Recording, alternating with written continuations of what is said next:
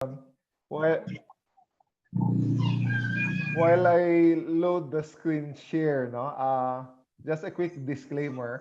My focus will be on retail and shopping itself.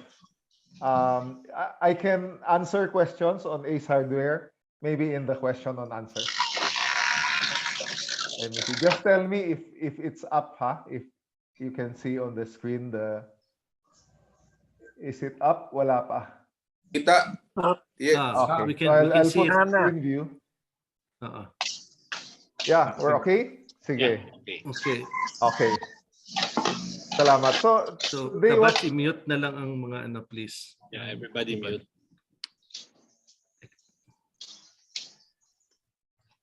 All right.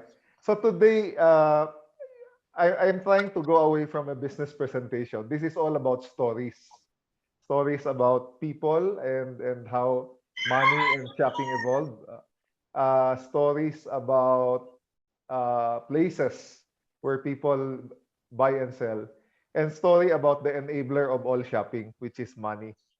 Um, it's it's not a business presentation because it's shared in a very conversational way. So we'll start first with money. Without money, walay shopping. It started about 11,000 years ago. The first time people were trading outside.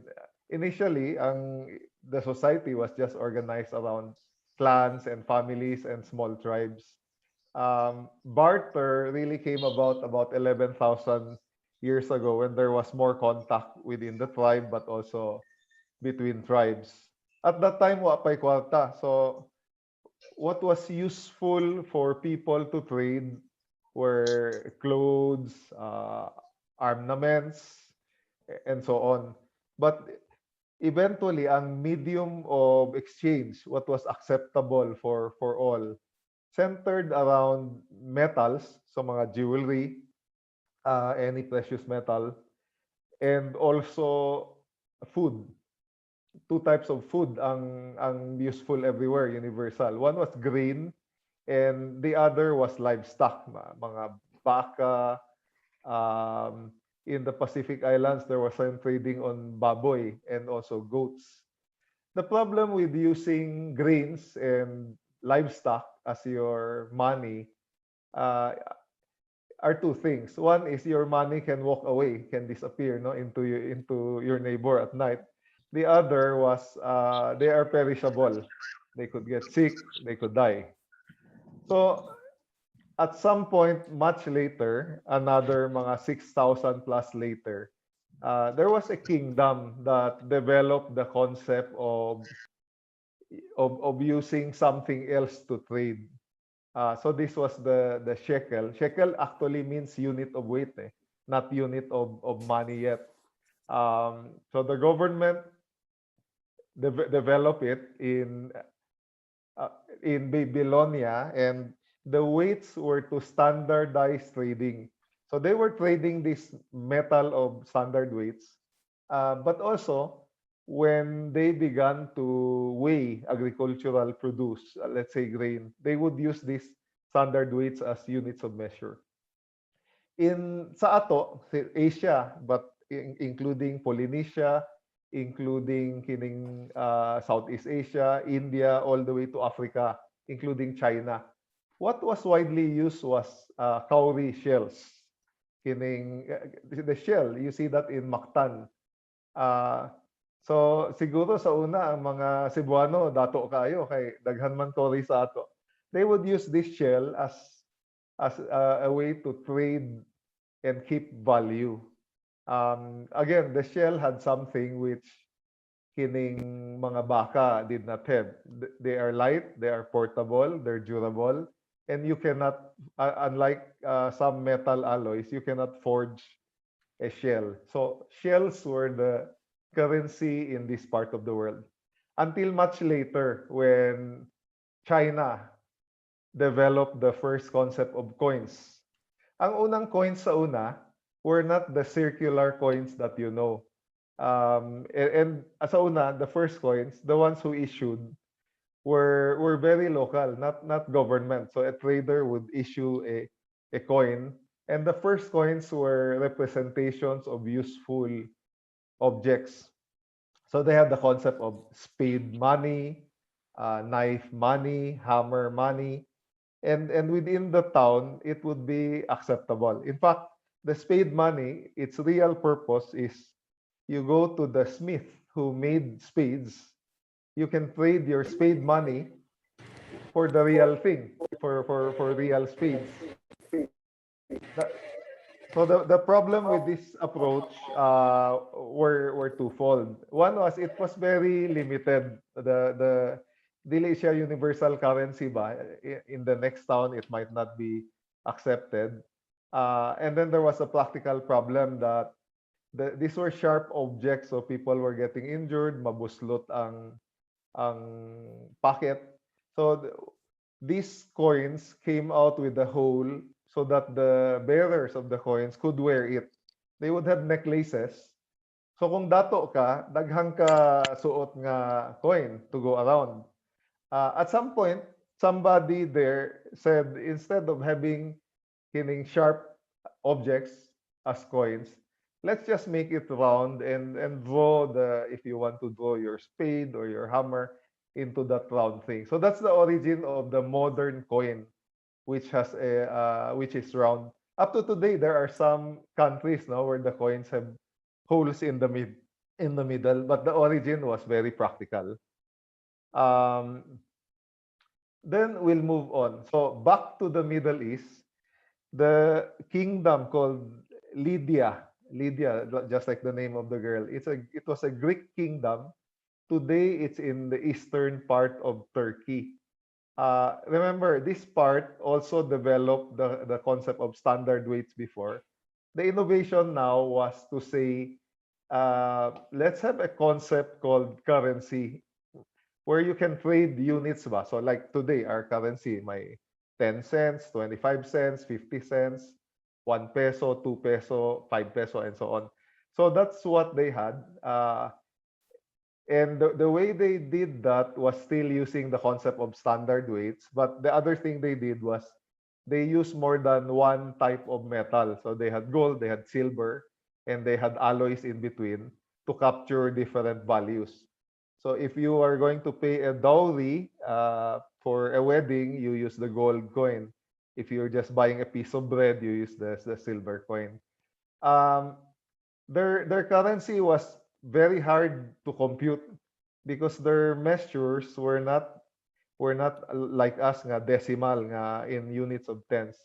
So ang ilang currency is unit of 1, 1/2, 1/3, 1/6, 1/12, 1/24, and so on. So in that society, to even survive buying or selling anything, you had to be very good at math. So that was the origin of currency. It took almost 1,000 years for the next innovation to come along in terms of money. And this was in China. Remember, the Chinese invented the coins and wore it as necklaces. Problem is, as you become more prosperous, bugat kaayo. So you can only wear so much. You travel to the next town to buy expensive things. You need to bring a cart of these coins. So they invented the concept of paper money. And the inventors were all not government, private citizens. So a rich person began to write and say, this paper, it's like an IOU. It's like a promissory note. If you come to me, I will pay you this much with interest. And pretty soon, all the rich merchants were doing it. And soon it was popular. You could trade it with each other as long as they put their stamps, they're using chops, more like they print their stamps. It's a form of guarantee. Became very popular that government took over. So anytime there's a lot of money going on, government wants a share. Government took over. But then government started to print a lot of money for its wars, for its palaces, and so on, causing inflation. In fact, causing the Chinese economy at some point to collapse because of the first case of monetary inflation. They didn't know yet at that time. So today, the central banks know that if you print too much money, it will cause inflation. Then move forward again, over 1,000 years. The next major innovation in money was in the US. The concept was called a charge plate. Basically, it's a credit card. And again, the first charge plates, um, let's say a restaurant owner, let's say Toyo Eatery, would issue these plates to its frequent clients as a way for the clients to be able to come in, transact, and not have to pay in cash. They will just show this charge plate, then i-record ang transaction. So there were a lot of these charge plates going around, and the rich customers would end up with many, many charge plates. It becomes very difficult when you enter a restaurant. Which restaurant is this? I have a bag with 50 charge plates, pangitaon pa nimo. So there was a dinner attended by si Mr. Bloomingdale, owner of the Bloomingdale's department store, with a guy named McNamara who owned another department store. And McNamara had no cash and also could not find his charge plate. So from that dinner, the two guys, three of them actually, agreed, we need a different system. These charge plates do not work.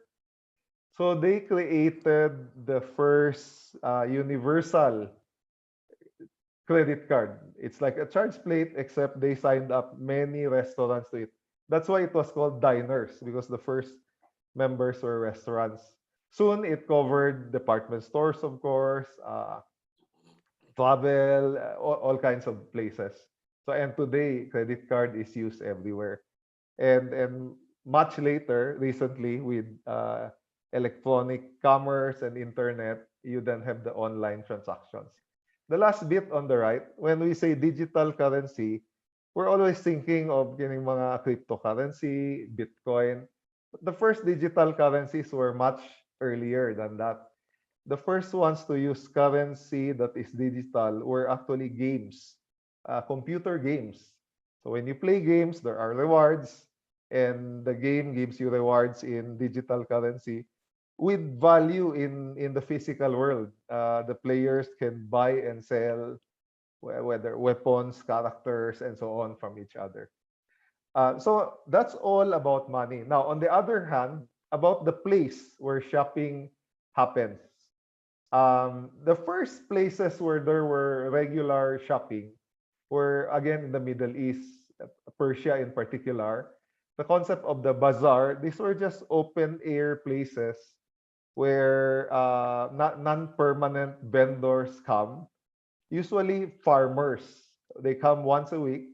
The government found nga samok sila ba kay daghang livestock and then mag-litter all over the place. So the government assigned a concept of zoning and said, this is the market, the agora, the bazaar, the mercado, so different terms. No? And in that place, these are the assigned, you can take these slots. And they didn't want that every day of the week. So there were market days, depending on the town. Up to today, in the Philippines, we have some places where we still have a similar concept of market day.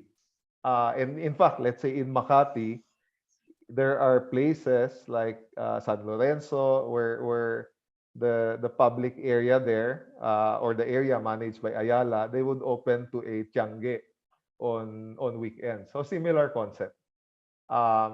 But there were another set of people who were selling here. So farmers were dominant, but you also had the people selling pottery, knives, useful things, clothes. What they noticed was they live in the same city. At the end of the market day, the farmers go back to their farms, but they're still there. And they said, why do we have to wait for the market day to sell our goods? So they began selling the goods right outside their house or on the ground floor of their house. So the first concept of shops arose from that practice. If you notice, took them over 2,000 years to make the innovation. But these are all supported by archaeological finds, where you have shops and you actually have debris or artifacts of the products that the shops were selling. Move forward another 2,800 years or so, the first department store in UK. So now you have a lot of shops lang, small ones. And somebody said, why don't I build a big shop where murag SM ba? We've got it all. We'll put many items. Normally, before, when you say shop, paterira or armorira, or let's say liquor only. So this guy put everything together. So the concept of department store is over 200 years old. And about 80 years after that, in Italy, in Milan, near the famous Duomo, the heritage site, was the first shopping mall, shopping arcade. It is still there until today, and it looks very beautiful. So that was the first shopping mall, Galleria Vittorio. And of course, the tenants have changed through the years, but they still have a lot of artisanal or legacy tenants. So, dugay na kayo ning concept of shopping mall. In the US, there was an innovation after the war. Somebody figured out that if I concentrate on only one category, in particular, this was Toys R Us. I will only sell toys, but I will sell a lot of toys. What you can do in that category is you will be able to sell the widest assortment at large volumes at the lower price. And what happened is when players like this began focusing on their categories, they began to kill, quotation marks, the small independent merchants who were selling more limited assortments. So a lot of the brands we know today as retailers came from this origin. The Home Depot is there, Staples, US brands, no? Barnes and Noble. Even here in the Philippines, the Mercury Drug is a good example. Over 1,000 stores. Wilcon, National Bookstore. So they are top of mind when, for example, your child needs to buy some school supplies. You don't even think, where will I buy? National Bookstore comes to mind. So these category killers were the dominant species in the retail landscape up to the 2000s. Then something else changed. In 1979, a British person named Michael Aldridge invented e-commerce. Not only invented nga patent, he actually had e-commerce using telephone, and then TV as the screen, and he improvised an equivalent of the simple PCs at that time, purely for e-commerce, and this was in UK. The only problem, of course, the ecosystem was not yet there for widespread use, and it's much later that true e-commerce came about. Amazon, which is the giant today in the US, was in 1994.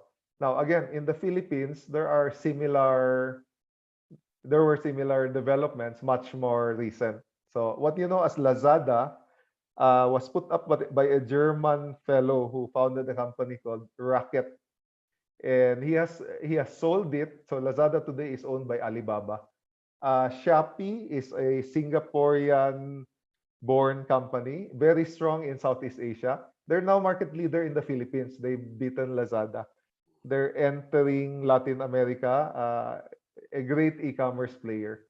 Zalora is also another Singapore-based, focus on fashion. But there are also Filipino homegrown, no? So there's one that maybe the brand should take note of, kining Boozy. Okay? You can order booze, usually cheaper than supermarket. And sometimes they do promotions like buy 3 bottles, get 1 free, and they deliver. So during the recent pandemic and lockdown, where 2 things were happening. One was restricted movement.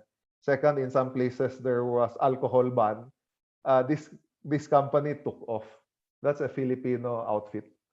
And then Beauty Manila is is the #1 cosmetic online player in the Philippines. Again, homegrown. Okay, so back to the US. Starting 2008, the US kasi had overbuilt. The US has 5 times more mall space per person per capita than the second country in the world. The second is China, and way ahead of everybody. So too many malls. Then the factor that began to hit them was their tenants were being affected by e-commerce. So both a question of too much supply and then the demand shifting online. So you have some malls closing as the market failed to support them continuously. You also have a lot of retail stores that are not competitive begin to close. In the Philippines, we see you might see something similar after the pandemic. We already saw kining automatic center, the oldest appliance chain in the Philippines, 73-year-old, declared that they were closing about 2 weeks ago. Okay, so today, this is not market value, this is brand valuation. If you look at top retailers in the world, the two things you see is, one is they're all US and China. And then kanang China, kanang #3 Taobao, #5 Tmall, #6 Alibaba, they are all one company. They're under Alibaba. So they're all part of Alibaba Holdings. So in the world, you could say that the top places where shoppers go are either e-commerce, discounters. Discounters are still there. So Walmart is there, Costco is there. So in the Philippines, going back to Berting, Prince will be very relevant because when you are a discounter, you're able to compete with one of the value propositions of e-commerce, which is good value. And then the last that is able to survive are convenience, like CVS. It's about why do you go to e-commerce when you could drive in 10 minutes, pick up your medicine from CVS and go home. Or CVS itself can also have delivery and bring it to your doorstep. So this seems to be the end game of how, from a supply side, retail will look like. Slightly different from a demand side, how we view it as shoppers. Okay, so I just covered in 15 minutes 11,000 years of shopping history. So we go to what is today. When we say future, actually the trends are all there now. So we don't have to predict too much now. The first trend is offline and online are getting blurred. They are practically almost the same.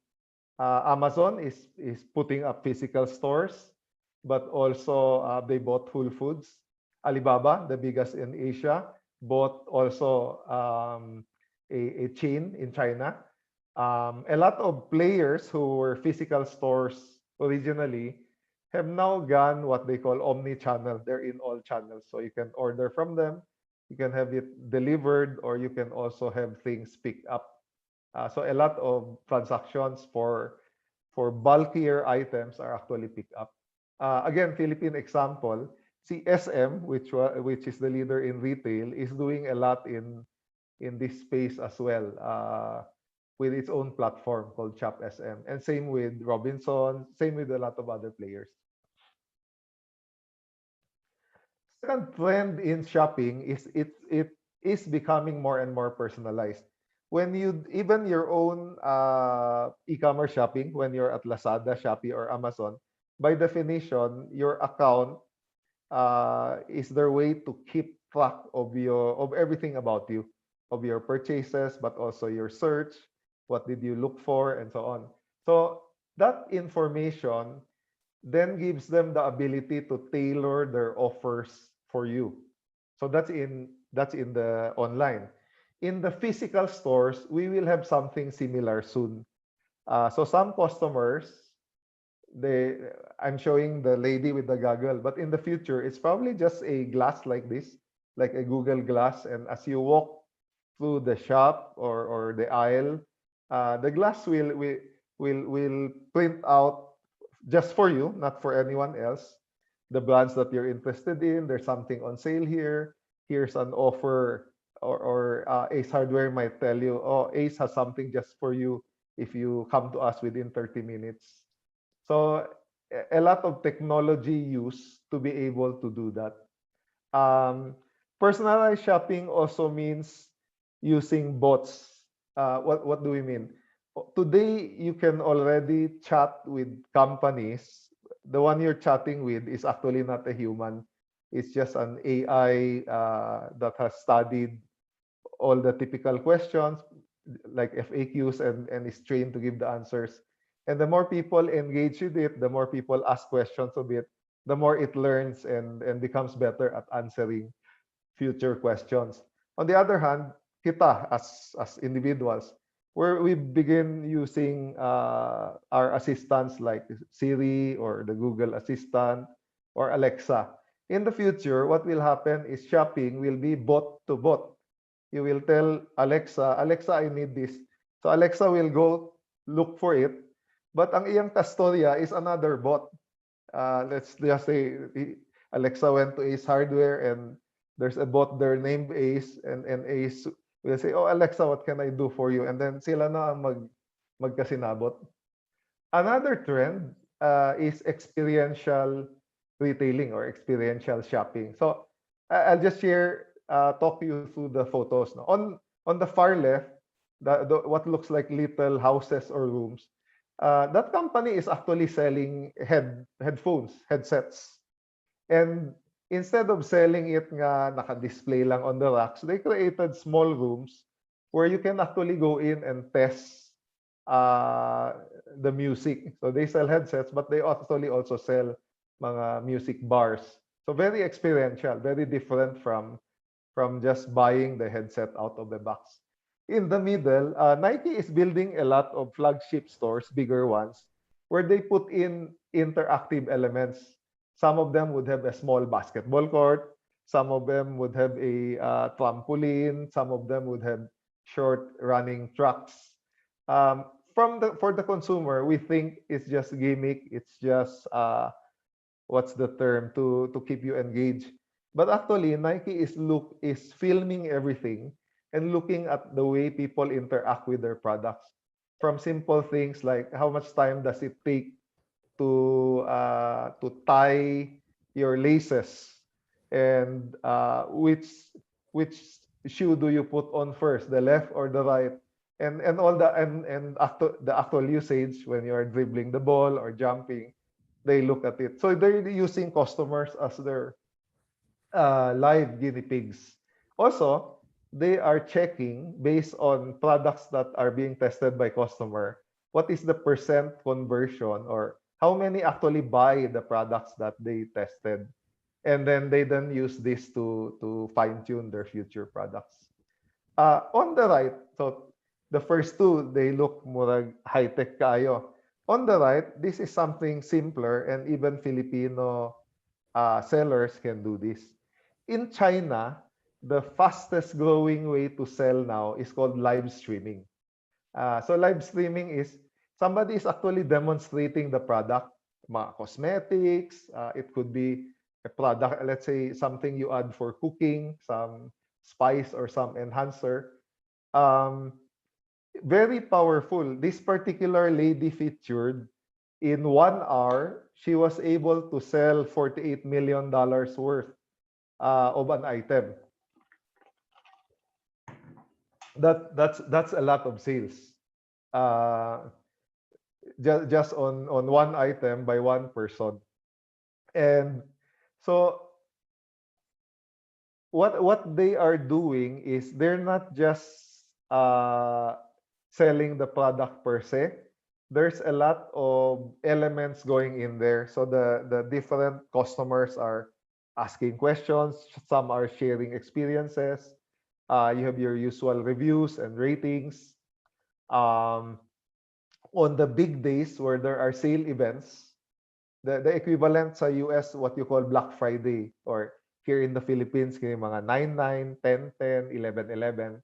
So in China, the biggest is Singles Day. in that one day. Alibaba sells in the billions. During these sale events, it's not only selling that's going on. In between, they have celebrities, mga music artists who are performing non-stop the whole day, streamed. So in effect, you can also watch a free concert or a series of concerts. That's why I call it retailtainment. So it's not just retail, it's entertainment also.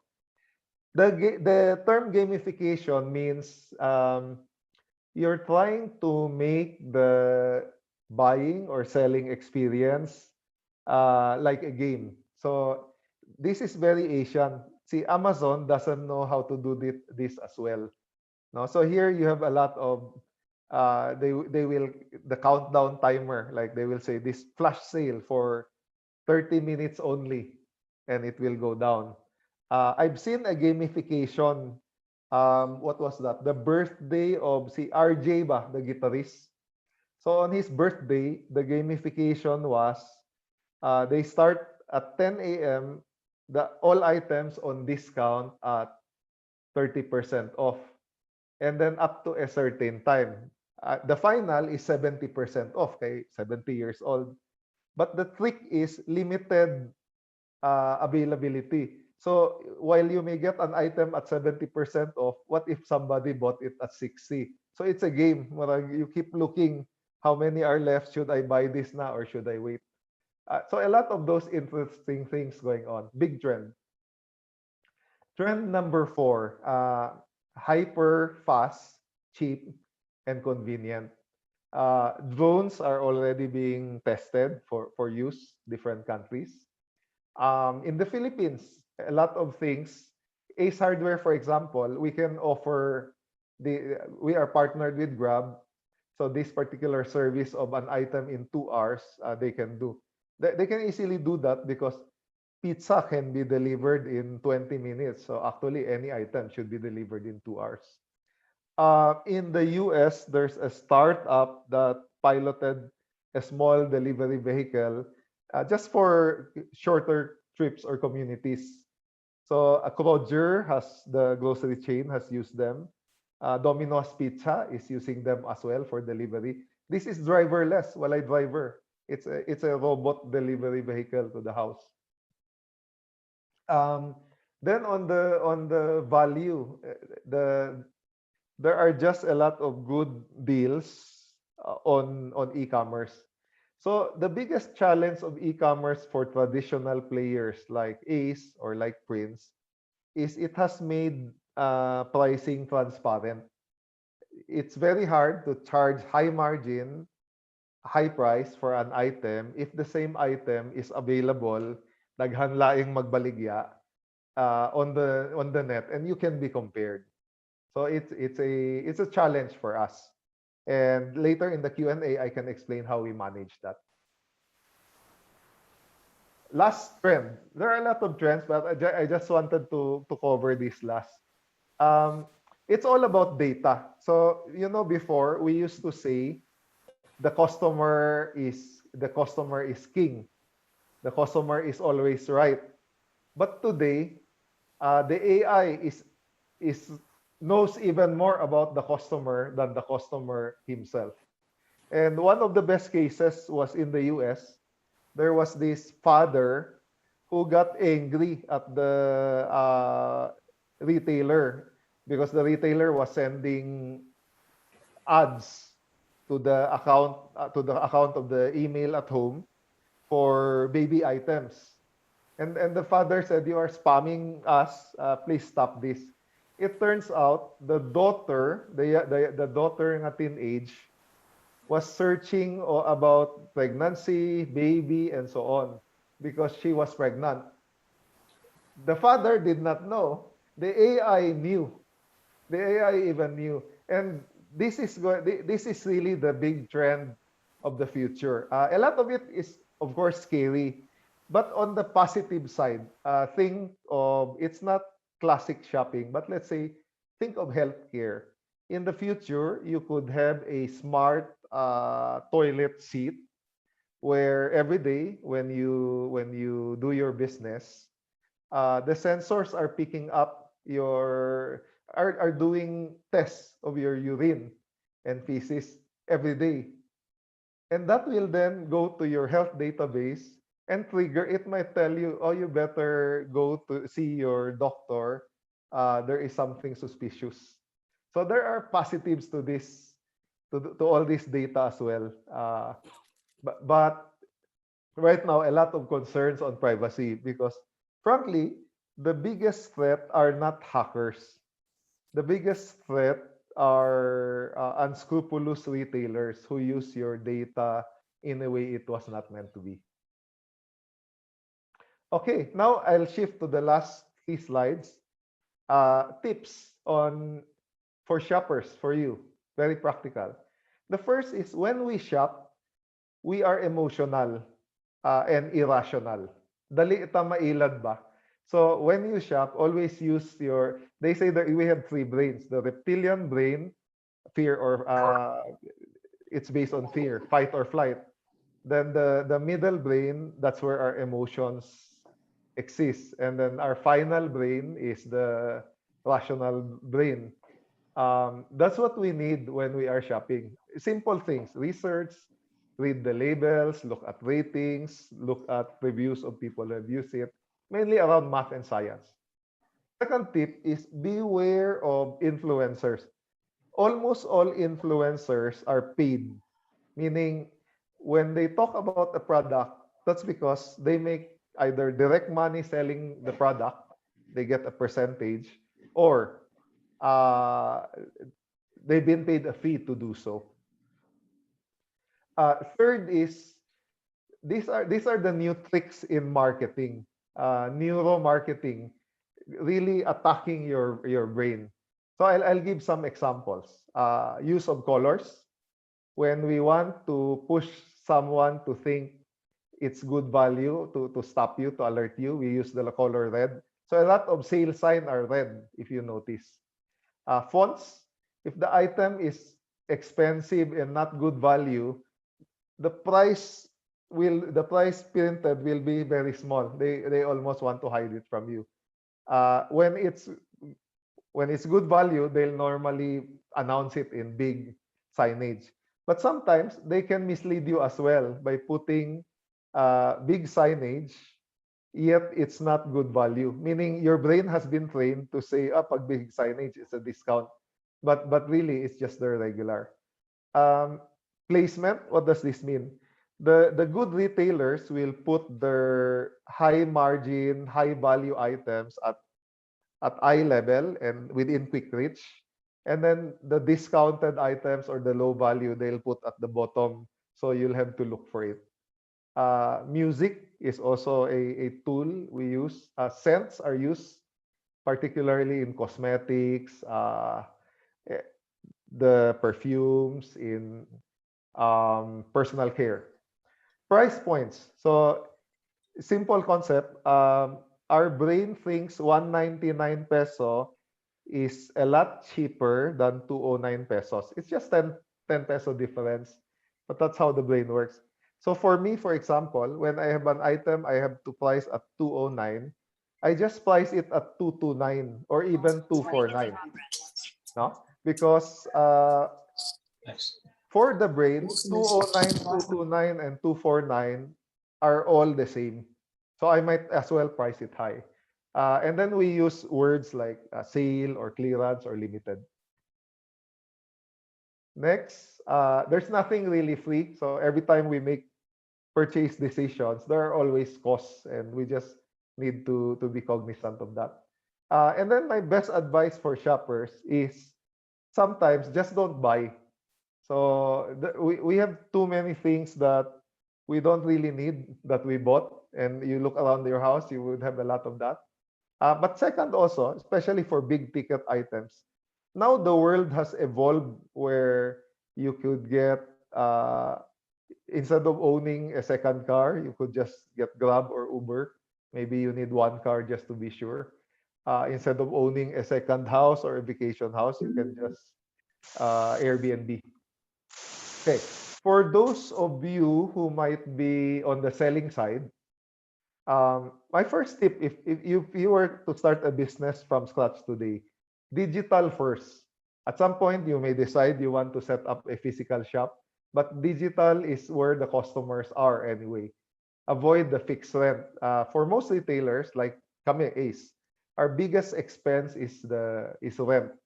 So imagine if your business took away your biggest expense. Second is, it's a very difficult marketplace now. If you're a seller, you're competing with the whole world or the whole Philippines. Daghan competition. So you need to be very clear, how are you different? Your brand, your values, your product, your service, and the experience you offer. So I'll give some example of successful players in retailing. First, these are all known brands, so I won't talk about them. But there are others that are unknown. No? King DSC is Dollar Shave Club. Every month you receive a box from them. Their model is subscription. You buy a subscription. Every month a box comes with your replacement razor and a different scent of shave cream. And they have fanatical followers. I'll jump to this Allbirds. Allbirds is a sneaker company. They sell customized sneakers to you, and they can do that because you work with them online. Third part, I won't go into too much detail, but either you are part of an ecosystem, meaning you sell through Lazada or Shopee or Amazon, or you do it on your own. Actually, if you do number two well, if you differentiate well, my recommendation is to go solo. Why? Because when you are with an ecosystem, you have no access to data on who buys your items. So the only way to do that if you are solo. Be hyper local or hyper fast. Why? This is the way to beat giants or chains. If you're hyper local, just a small community, and you deliver very fast within 1 hour, 2 hours, it's very hard for the giants to beat you. Tapos keep things simple. Don't try to sell 1,000 items if only 10 items contribute to 80% of your sales already. The more complex it is, the harder it is to fulfill your promises to customers. Okay. Last, just sharing 3 useful books that through the years. The first 2 are from 1999. Why We Buy, an anthropologist actually studied and filmed behavior of shoppers and concluded that why we buy is basically emotional because it makes us happy. Then the experience economy, what he said was simple, that people used to buy commodities, then products, then brands, then services, and today what people are buying are entire experiences. And therefore, if you're a seller, you should position yourself to be able to deliver experiences. And Biology, it's a fairly recent book. It's interesting because it's the first book that used neurosciences to understand our behaviors. All right, thank you very much. Open for questions. Yeah. Okay. Thank you, Bernard. Very interesting to